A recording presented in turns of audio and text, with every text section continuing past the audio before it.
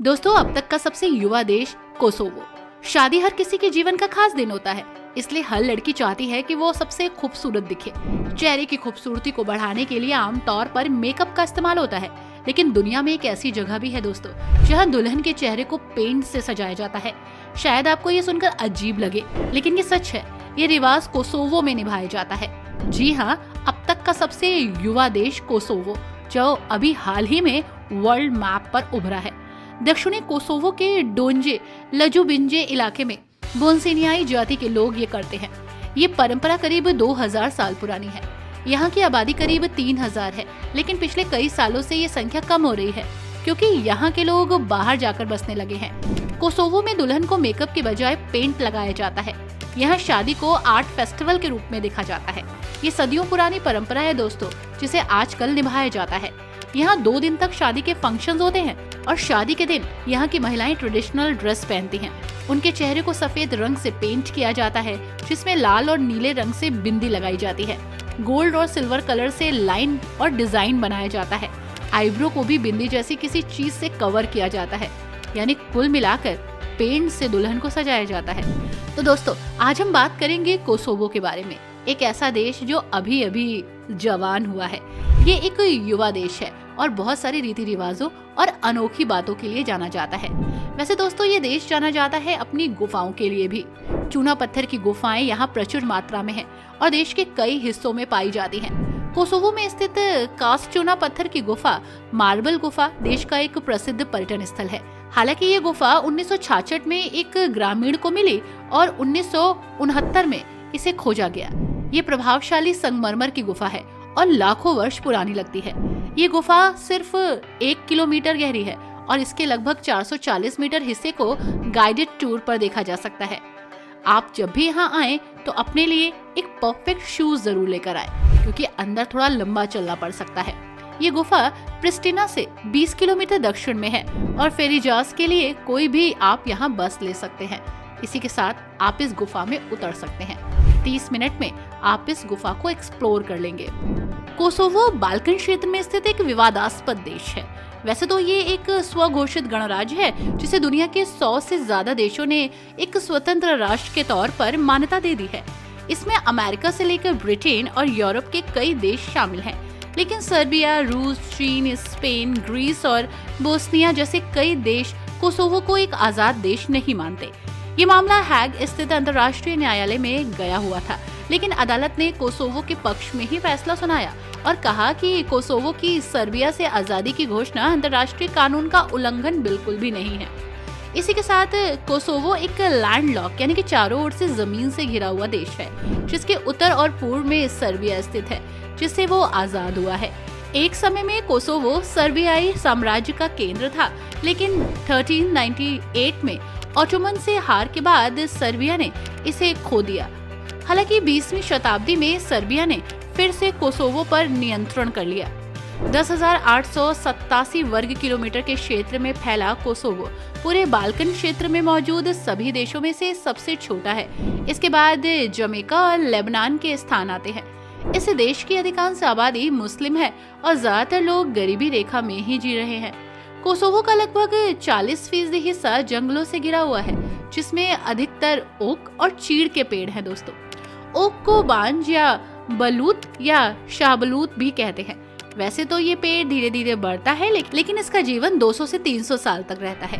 वहीं चीड़ ऐसे पेड़ होते हैं जो धरती पर एकदम सीधे खड़े होते हैं। ये 3 से 80 मीटर तक लंबे हो सकते हैं। पूरी दुनिया में इसकी 100 से भी ज्यादा प्रजातियां हैं। दोस्तों, कोसोवो का कोई आधिकारिक धर्म नहीं है। सरकार आस्था और धर्म की आजादी को काफी इम्पोर्टेंस देती है। हालांकि कोसोवो का मुख्य धर्म इस्लाम है, जिसकी 95% से ज्यादा आबादी मुस्लिम है। यहाँ अन्य धर्मों में पूर्वी रूढ़िवादी ईसाई धर्म और रोमन कैथोलिक धर्म शामिल है।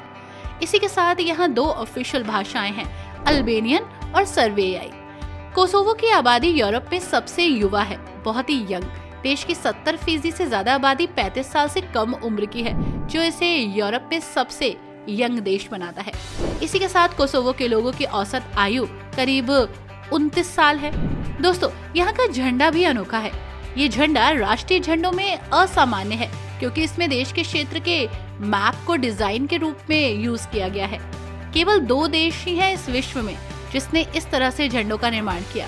पहला तो ये और दूसरा साइप्रस, जिसका ध्वज भौगोलिक प्रतिनिधित्व के रूप में काम करता है क्योंकि ये देश के सिलहूट को दर्शाता है, यानी कि इसके ज्योग्राफिकल स्ट्रक्चर को।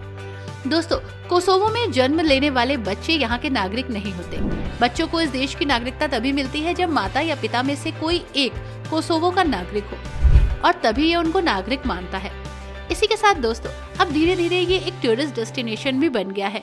धीरे धीरे विश्व से यहाँ लोग आने लगे हैं। आप चाहे राजधानी शहर प्रिस्टिना की वेस्ट सड़कों पर घूमना चाहते हो या किसी छोटे से गांव की सकरी पत्थर की सड़कों पर घूमना चाहते हो, कोसोवो देश में हमारे पास ऐसी कई जगह हैं जहां आप एक्सप्लोर कर सकते हैं। कोसोवो सबसे बड़ा देश नहीं है और ना ही सबसे छोटा, लेकिन इसकी बहुत सारी विशेषताएं हैं। यहाँ के लोग काफी फ्रेंडली हैं और खुले दिल से आपका स्वागत करते हैं। साथ ही प्राकृतिक विविधता भी नजर आएगी। मैदान, घाटियां, दक्षिण पूर्व में शार पर्वत और दक्षिण पश्चिम में अल्बेनियन अल्प्स, ये एक श्रृंखला आपका स्वागत करती है। प्रिस्टिना की राजधानी से लेकर देश के दक्षिणी कोनों में स्थित छोटे ऐतिहासिक शहर तक कोसोवो के दर्शनीय स्थलों में इतिहास और संस्कृति की भरमार है। अगर आप वास्तुकला के शौकीन हैं या फिर इतिहास के शौकीन हैं, तो आप पाएंगे कि कोसोवो में घूमने के लिए ऐसी कई जगह हैं जो आपको 1 हफ्ते या उससे ज्यादा समय तक व्यस्त रख सकती हैं। इसी के साथ कोसोवो की राजधानी प्रिस्टिना है, देश का सबसे बड़ा शहर जहां अल्बानियाई आबादी ज्यादा है और कई संस्थान और स्मारक भी। ये कोसोवो का परिवहन केंद्र भी है जो हवाई, सड़क और रेल यात्रा के लिए एक चौराहा जैसा है। आप अपनी कोसोवो यात्रा की शुरुआत प्रिस्टिना से करेंगे। मींस सराजेवो, जाग्रेब और स्कोप्जे जैसे बाल्कन के प्रमुख शहरों की तरह प्रिस्टिना पुराने और नए का एक मिश्रण है। कभी कभी इसका मतलब बहुत पुराना होता है तो कभी बहुत नया। ये तेजी से बदलता हुआ शहर है। शायद सबसे बेहतरीन जगह ना हो, लेकिन सीरियसली अट्रैक्टिव तो बहुत है।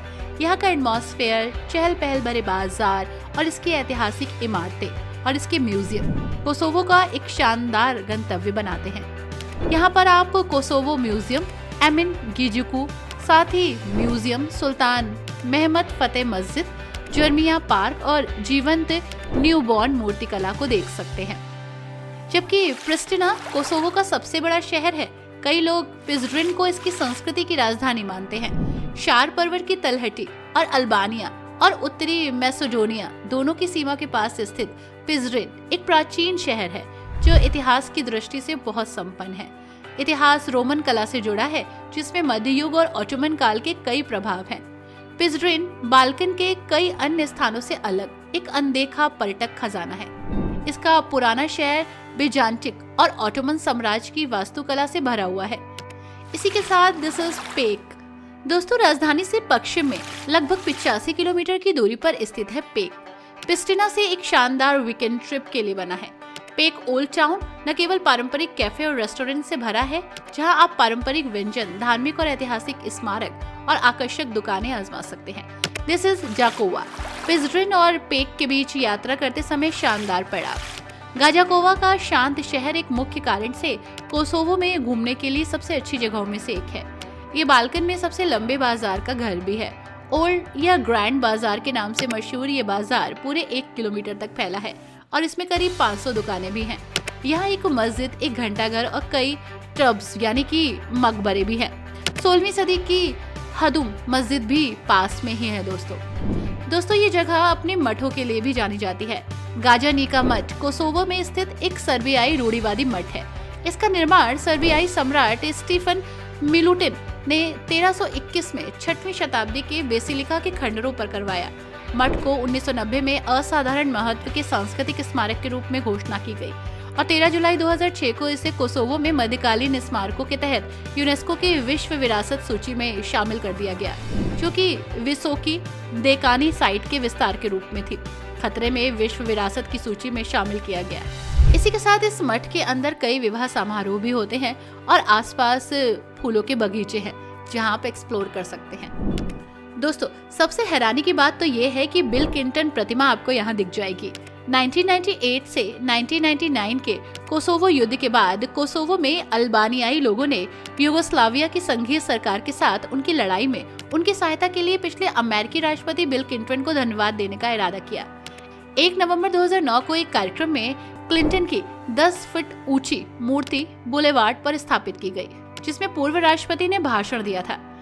न्यूबॉर्न म्यूजियम कोसोवो की राजधानी प्रिस्टिना में एक टाइपोग्राफिक मूर्तिकला और पर्यटक स्थल है।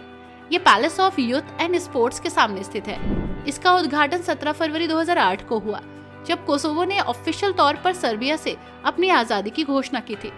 संरचना में ब्लॉक अक्षरों में अंग्रेजी शब्द न्यूबॉर्न है, जो चमकीले पीले रंग में चित्रित है, और नीले बैनर यूरोपियन संघ के रंगों के लिए खड़े हैं।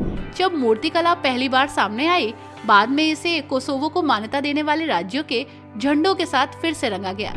मोनोलिथ की शुरुआत में ये घोषणा की गई थी कि इसे हर साल कोसोवो के आजादी आंदोलन दिवस की हर सालगिरह पर अलग अलग तरीके से चित्रित किया जाएगा।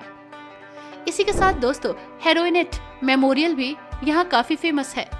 1998 और 1999 के कोसोवो युद्ध के दौरान सभी जातीय अल्बानियाई महिलाओं के बलिदान और योगदान का ये सम्मान करता है। 20,000 कोसोवर महिलाओं के साथ बलात्कार किया गया था दोस्तों। इसमें से ज्यादातर युद्ध अपराधों पर मुकदमा नहीं चलाया जाता। आज भी कुछ पीड़ित उस भयानक याद और निशान से जूझ रहे हैं।